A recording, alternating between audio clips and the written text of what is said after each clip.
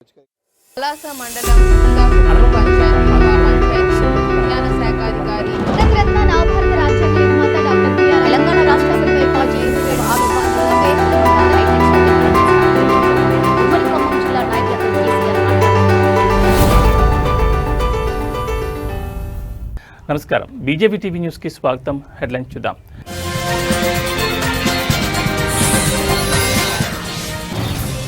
మహారాష్ట్రలోని పాల్ఘర్ జిల్లాలో ఘోర ప్రమాదం. కుప్పకూలిన భవనం, 15 మంది మరణం.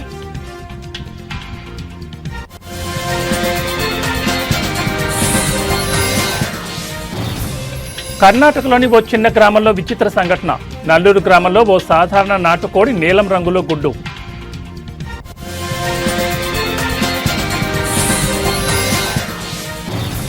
తెలంగాణలో కురుస్తున్న భారీ వర్షాలు. కామారెడ్డి, సిరిసిల్ల జిల్లాల్లో భారీగా వరద.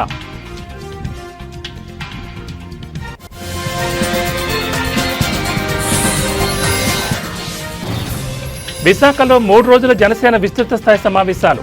ఇవాళ రేపు పార్టీ అంతర్గత అంశాలపై చర్చ.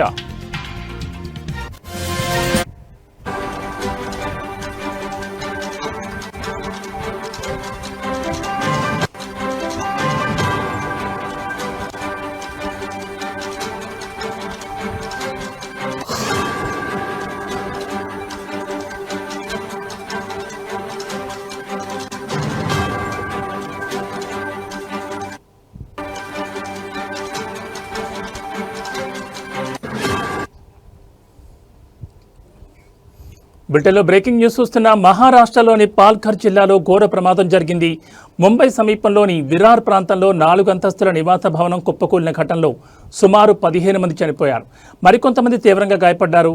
ఇక విరార్లోని నారంగి ఫాటా దగ్గర ఉన్న రాము కాంపౌండ్లోని రమాబాయి అపార్ట్మెంట్ భవనం 4వ అంతస్తు చెందిన వెనుక భాగం ఒక్కసారిగా కూలింది. ఆ శిథిలాల పక్కనే ఉన్న ఒక చిన్న ఇళ్ల సముదాయంపై పడ్డాయి. దీంతో సమాచారం అందుకున్న వెంటనే పోలీసులు, వసాయి, విరార్ మున్సిపల్ కార్పొరేషన్ అధికారులు, అగ్నిమాపక సిబ్బంది, ఎన్డీఆర్ఎఫ్ బృందాలు సంఘటనా ప్రదేశానికి చేరుకున్నాయి.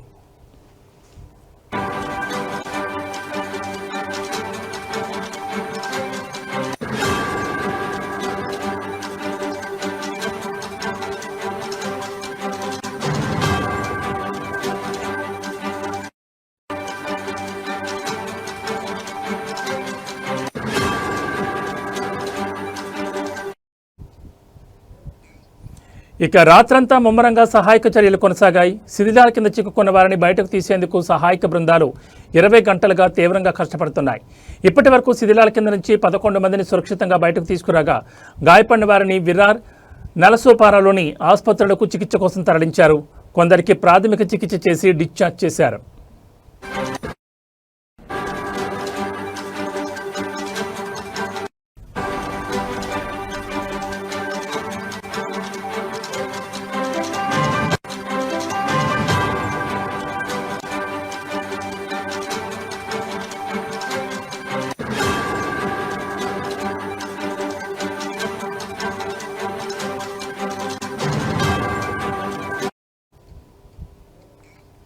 ఇక రాత్రంతా ముమ్మరంగా సహాయక చర్యలు కొనసాగాయి. శిథిలాల కింద చిక్కుకున్న వారిని బయటకు తీసేందుకు సహాయక బృందాలు 20 గంటలుగా తీవ్రంగా కష్టపడుతున్నాయి. ఇప్పటి వరకు శిథిలాల కింద నుంచి 11 మందిని సురక్షితంగా బయటకు తీసుకురాగా గాయపడిన వారిని విరార్, నలసోపారాలోని ఆసుపత్రులకు చికిత్స కోసం తరలించారు.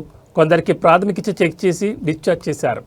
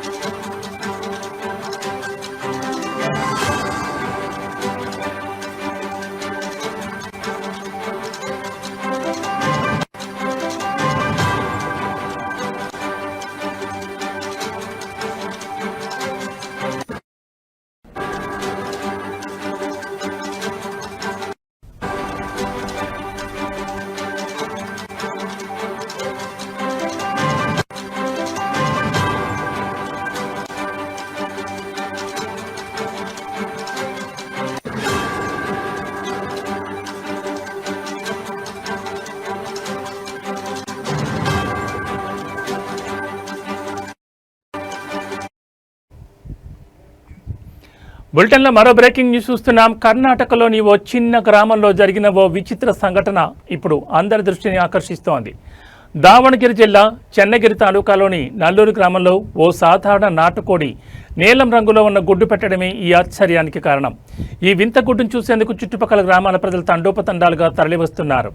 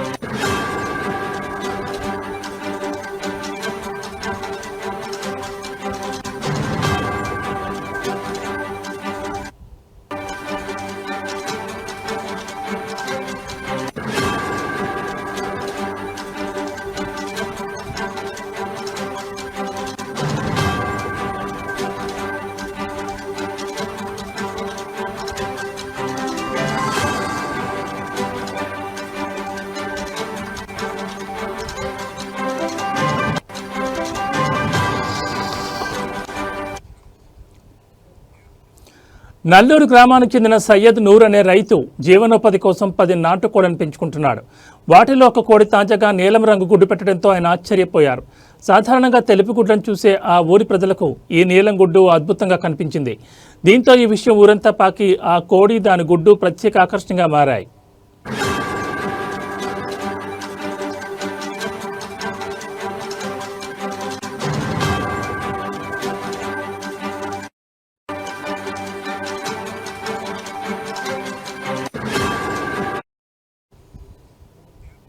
పశుసంవర్ధక శాఖ సహాయ సంచాలకులు డాక్టర్ అశోక్ నేతృత్వంలోని బృందం గ్రామానికి చేరుకుంది. వారు ఆ కోడిని గుడ్డును క్షుణ్ణంగా పరిశీలించారు. కొన్ని జాతుల కోళ్లలో ఉండే బైలివేడిన్ అనే వర్ణద్రవ్యం పిగ్మెంట్ కారణంగా గుడ్డు పెంకుకు నీలం లేదా ఆకుపచ్చ రంగు వస్తుందని డాక్టర్ అశోక్ వివరించారు. ఇది చాలా అరుదుగా జరుగుతుందని, అయితే గుడ్డు రంగు మారినా దానిలోని పోషక విలువల్లో ఎలాంటి మార్పు ఉండదని ఆయన స్పష్టం చేశారు.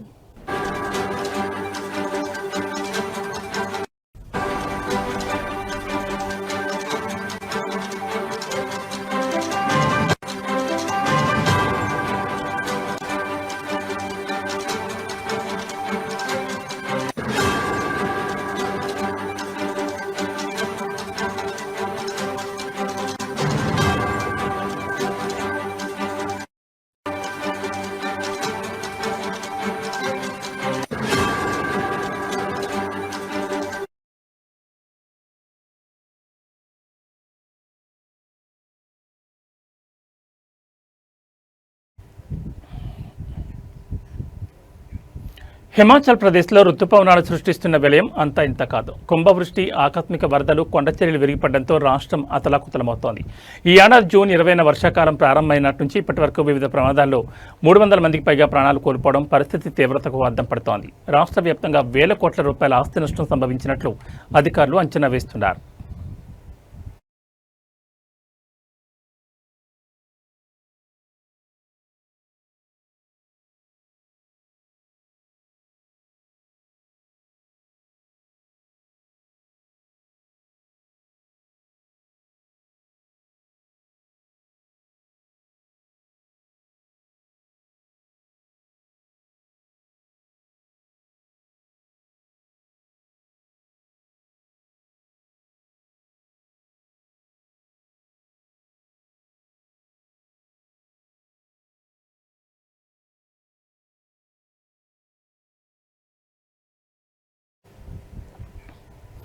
రాష్ట్ర విపత్తు నిర్వహణ అథారిటీ విడుదల చేసిన గణాంకాల ప్రకారం ఆగస్టు 27 నాటికి మృతుల సంఖ్య 310కి చేరింది.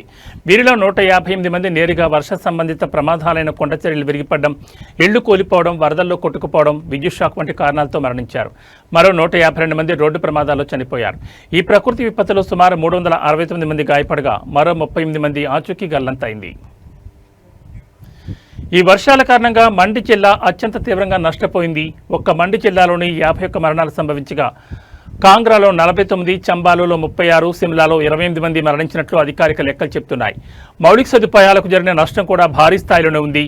ప్రభుత్వ, ప్రైవేట్ ఆస్తుల నష్టం విలువ మొత్తం 2,62,336,36.38 లక్షలు దాటినట్లు ప్రాథమికంగా అంచనా వేశారు.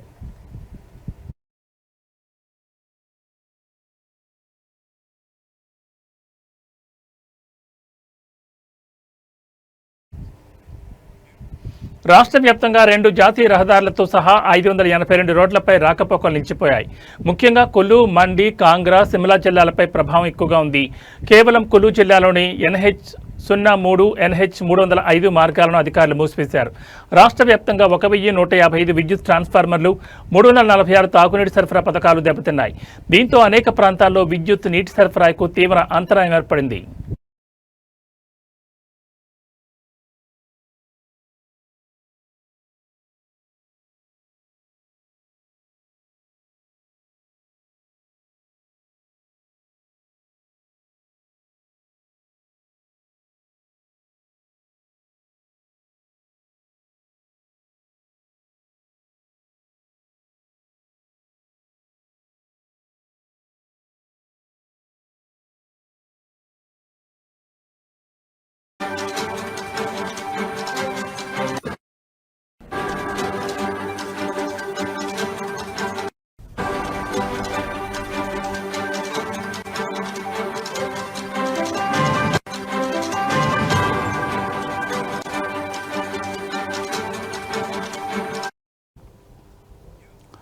బులెటిన్లో మరో బ్రేకింగ్ న్యూస్ చూస్తున్నాం. తెలంగాణలో ఎడతెరిపి లేకుండా కురుస్తున్న భారీ వర్షాలు తీవ్ర వరదలకు దారితీశాయి.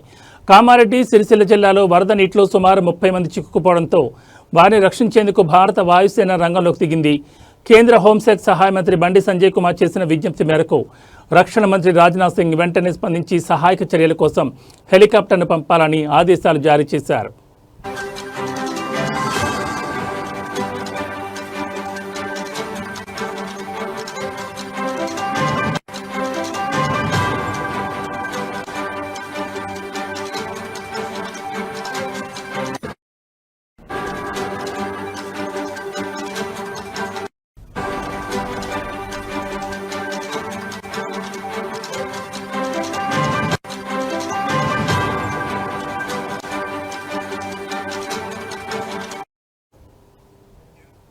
బండి సంజయ్ నేరుగా రక్షణ మంత్రి రాజ్నాథ్ సింగ్ ఫోన్ చేసి పరిస్థితిని వివరించారు.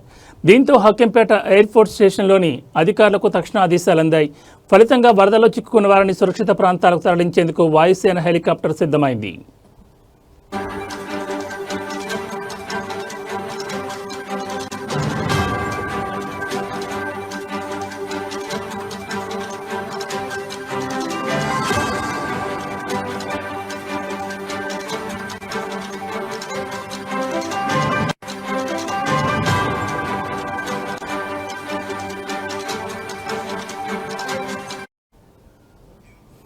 మరోవైపు మెదక్, కామారెడ్డి జిల్లాలో వరద పరిస్థితి అత్యంత తీవ్రంగా ఉండడంతో భారత సైన్యం సహాయక చర్యలను ముమ్మరం చేసింది. ఆర్మీకి చెందిన ప్రత్యేక బృందాలు రంగంలోకి దిగి NDRF, SDRF స్థానిక అధికారులతో కలిసి పనిచేస్తున్నాయని సదరన్ కమాండ్ ఒక ప్రకటనలో తెలిపింది. ఆర్మీ, ఇంజనీరింగ్ టాస్క్ ఫోర్సులు దెబ్బతిన్న రహదారులను పునరుద్ధరిస్తూ అడ్డంకులు తొలగిస్తున్నాయి. వైద్య బృందాలు బాధితులకు తక్షణ సేవలు అందిస్తున్నాయి. ప్రత్యేక బోట్లు, ఇతర పరికరాలతో వరదల్లో చిక్కుకున్న ప్రజలను సురక్షిత ప్రాంతాలకు తరలించడంతో పాటు వారికి అవసరమైన సహాయ సామగ్రిని అందజేస్తున్నారు.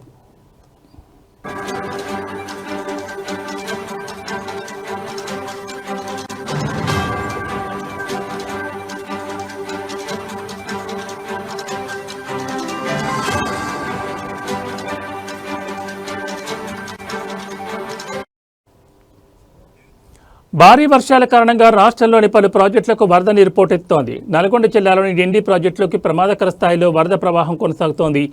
అలాగే రాజన్న సిరిసిల్ల జిల్లాలోని శ్రీ రాజరాజేశ్వర జలాశయానికి భారీగా ఇన్ఫ్లో వస్తుండటంతో అధికారులు 18 గేట్లెత్తి నీటిని దిగువకు విడుదల చేస్తున్నారు. ఈ నేపథ్యంలో పరివాహక ప్రాంత ప్రజలు అప్రమత్తంగా ఉండాలని అధికారులు హెచ్చరికలు జారీ చేశారు.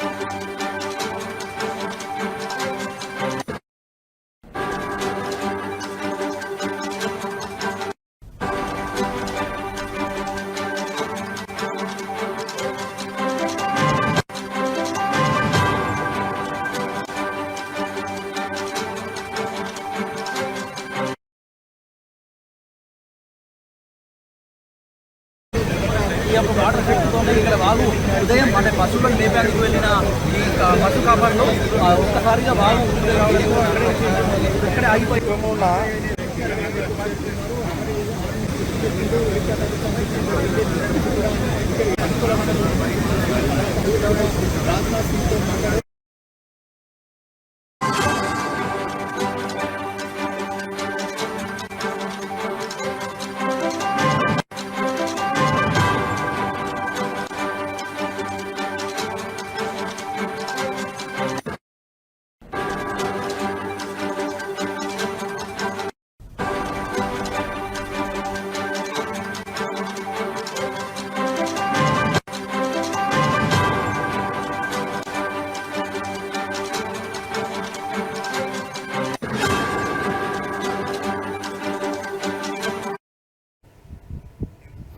బులెటిన్లో మరో బ్రేకింగ్ న్యూస్ చూస్తున్నాం. 3 రోజుల జనసేన పండుగకు విశాఖ నగరం సిద్ధమైంది.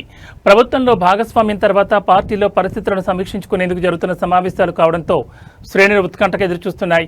క్షేత్రస్థాయిలో సమస్యలు తెలుసుకునేందుకు ఎక్కువ ప్రాధాన్యం ఇవ్వబోతున్నారు ఆ party chief Pawan Kalyan.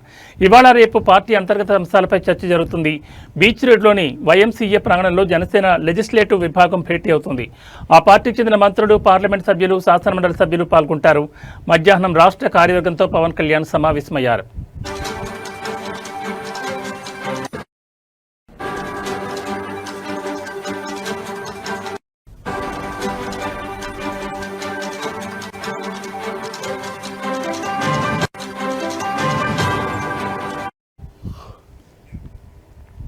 29న 25 parliament నియోజకవర్గాల నుంచి 10 మంది చొప్పున ప్రతినిధులతో పార్టీ అధినేత ప్రత్యేకంగా ముఖాముఖి నిర్వహిస్తారు.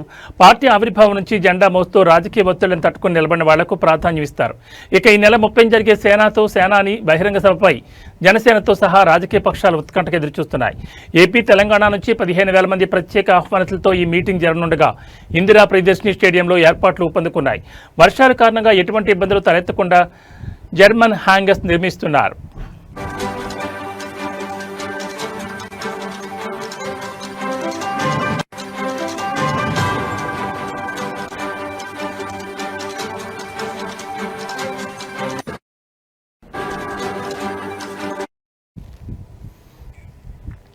ఇక ఈ సభా ప్రాంగణానికి విప్లవ వీరుడు అల్లూరి సీతారామరాజు పేరును ఖరారు చేసింది జనసేన. 5 గేట్ల ద్వారా సభికులు నాయకత్వం వహించేందుకు ఏర్పాటు చేశారు. ఆవిర్భావం నుంచి నిస్వార్థంగా జెండాను ప్రజల్లోకి తీసుకెళ్లి అధినేత భావజాలాన్ని బలంగా నమ్మి నడుస్తున్న జనసైన్యంతో 30న బహిరంగ సభ జరుగుతుందని పార్టీ వర్గాలు ఇప్పటికే ప్రకటించాయి. కూటమి ప్రభుత్వం వచ్చిన తర్వాత చేస్తున్న అనేక అభివృద్ధి సంక్షేమ కార్యక్రమాలు, వీటితో పాటు క్షేత్రస్థాయిలో సమస్యలు తెలుసుకోవడానికి సేనతో సేనాని బహిరంగ సభ కీలకమని పార్టీ వర్గాలు భావిస్తున్నాయి. ఈ దశగా పవన్ కళ్యాణ్ రోడ్ మ్యాప్ చూపిస్తారని మంత్రి నాదెండ్ల మనోహర్ చెప్పారు.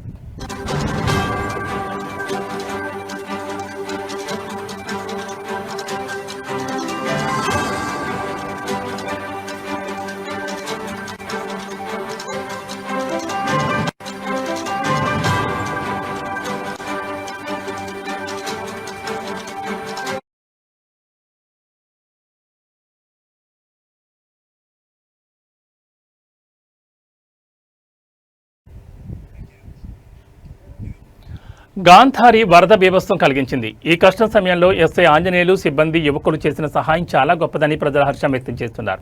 ప్రభుత్వం ఇలాంటి విపత్తు సమయాల్లో మరింత వేగంగా స్పందించాలని కోరుతున్నారు. ఆ మహిళ ప్రాణాలను కాపాడిన వారికి కృతజ్ఞతలు తెలిపారు. ఇలాంటి సంఘటనలు జరిగినప్పుడు ప్రజలు ఒకరికొకరు సహాయం చేసుకోవడం చాలా ముఖ్యమన్నారు. వరదలు రాకుండా ముందు జాగ్రత్త చర్యలు తీసుకోవాలని, ఆ గుడి మునిగిపోవడం చాలా బాధాకరమని, దాన్ని పునరుద్ధరించడానికి అందరూ ముందుకు రావాలన్నారు. అధికారులు వరద పరిస్థితిని అంచనా వేసి ముందస్తుగా ప్రజలను హెచ్చరించాలని, ఈ వరదల వల్ల జరిగిన నష్టంపై త్వరగా ఒక నివేదిక తయారు చేయాలన్నారు.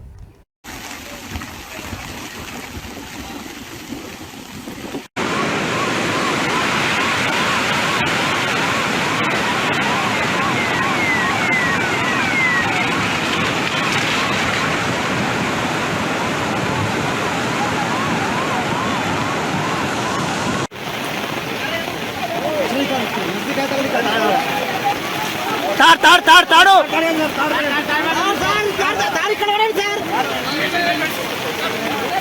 కృష్ణ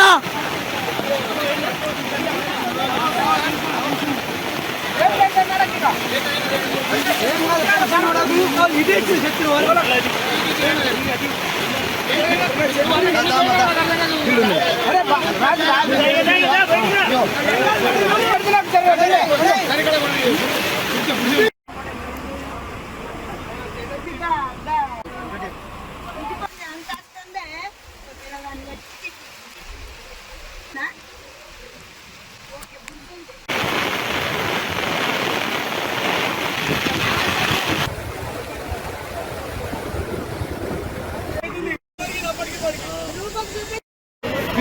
చెప్పలేనా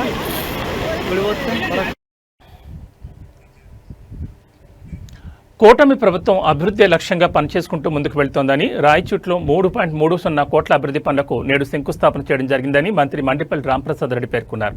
అన్నమయ్య జిల్లా రాయచోట్లో ఆయన పలు అభివృద్ధి పనులకు శంకుస్థాపన చేశారు. ఈ సందర్భంగా ఆయన మాట్లాడుతూ రాయచోట్ని అభివృద్ధి చేయడమే లక్ష్యంగా కూటమి ప్రభుత్వం పనిచేస్తుందని, అభివృద్ధి సంక్షేమ పథకాలే కూటమి ప్రభుత్వానికి శ్రీరామ రక్షణని కొనియాడారు.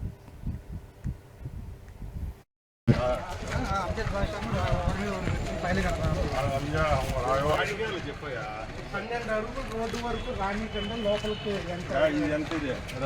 ఇది 12 అడుగులు.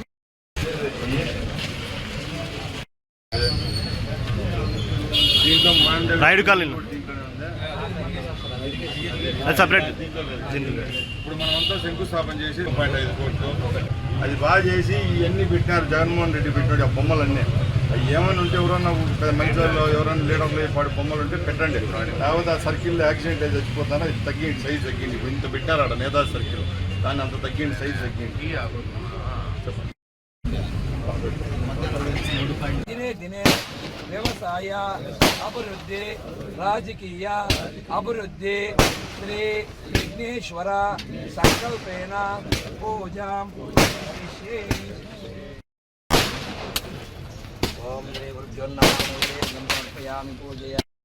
అద్భుతగాత్రాజాకామిదహట్టప్రదాజినే శ్రీమద్వేంకటనాథాజ శ్రీనివాసాజ మంగళ లక్ష్మీ సమేత మహాగర్భదేవతాభ్యో నమః. ఇందిరా రమణ గోవింద.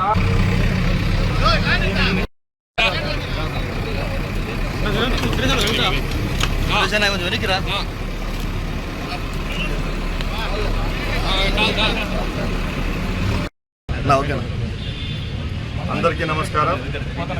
ఈరోజు రాయచోటి మున్సిపాలిటీ పరిధిలో సుమారు 3.5 కోట్ల రూపాయలతో సీసీ రోడ్లు, డ్రైనేజు, అలాగే మాండవ్య నది బ్యూటిఫికేషన్ కార్యక్రమానికి శంకుస్థాపన చేయడం జరుగుతూ ఉంది.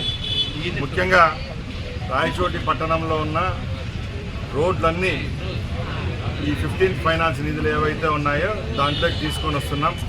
ముఖ్యంగా 33 రోడ్లను దీని కింద సుమారుగా 3.5 కిలోమీటర్లు పూర్తిగా ఈ నెలలోనే ఈ కార్యక్రమాన్ని పూర్తి చేస్తాం. అలాగే రాయచోటి చుట్టుపక్కల ఉన్న భారీ వర్షాల వల్ల తీవ్రంగా ఇబ్బందులు పడుతున్న సిరిసిల్ల, కామారెడ్డి జిల్లాల్లో బీఆర్ఎస్ వర్కింగ్ ప్రెసిడెంట్ కేటీఆర్ పర్యటించారు. వరద ప్రభావిత ప్రాంతాలను పరిశీలించారు. ముందుగా సిరిసిల్ల జిల్లాలోని నర్మలాలో, అనంతరం కామారెడ్డిలో పర్యటించారు. ఈ నేపథ్యంలో సిరిసిల్లకు బయలుదేరారు. అంతకుముందు రాష్ట్ర వ్యాప్తంగా ఉన్న బీఆర్ఎస్ నాయకులతో కేటీఆర్ టెలికాన్ఫరెన్స్ నిర్వహించారు. వరద ప్రభావిత ప్రాంతాల్లో పార్టీ నాయకులు సహాయక చర్యలు చేపట్టాలని సూచించారు.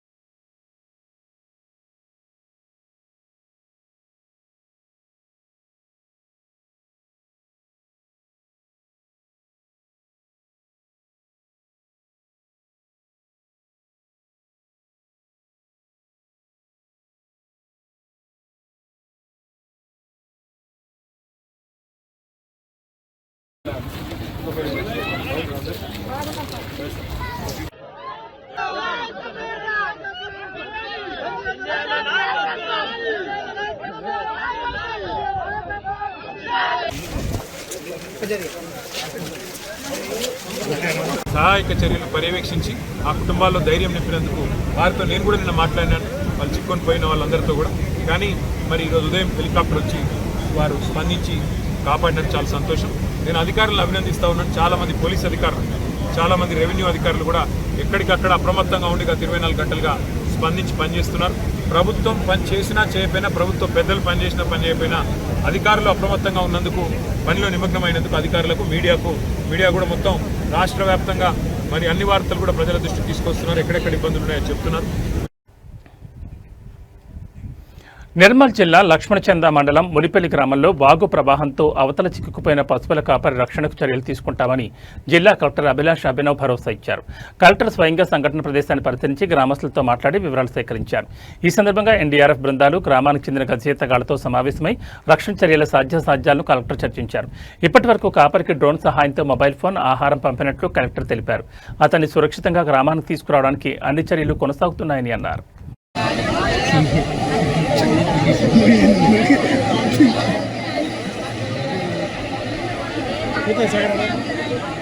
ఏమో ఈ గాలికి గంగల చేపలకు డ్రోన్ చాలు చేసిన మళ్ళీ టచ్ చేసింది అసలు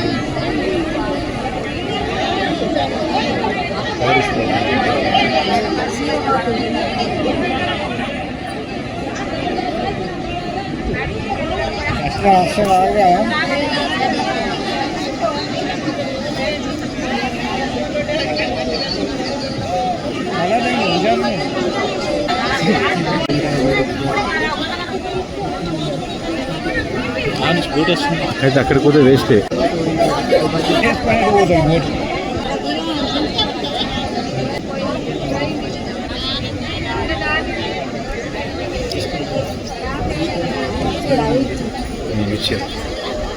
రైట్.